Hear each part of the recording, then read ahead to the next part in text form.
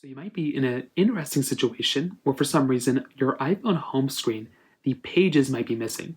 So maybe you went through and you used to have like a bunch of different pages on your iPhone, but now you're swiping through and the home screen pages are missing or they're not there anymore. Now, the very first thing I'd recommend kind of doing here for the most part is to go through and hold down on your home screen. So hold down on your home screen like this, and you want to get into this editing panel. In the top left corner, there's this edit button that you have right here. So tap on edit. So I'm gonna have to do it again. So tap on edit right up here. And then you want to click on edit pages. So tap on edit pages, and then you're going to be able to see this page come up, right? Now, the big thing that ends up happening here is that your pages might actually end up being, checked off. So right here, these little check marks under these pages, you might want to go through and make sure there's not a little blank page like this. If there's a blank page like this, that means that page is not going to be able to be seen.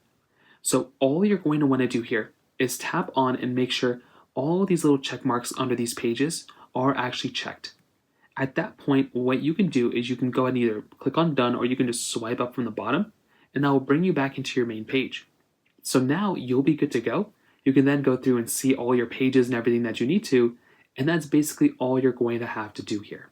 So that's how it's done. If you have any other thoughts or questions, please let me know in the comment section below.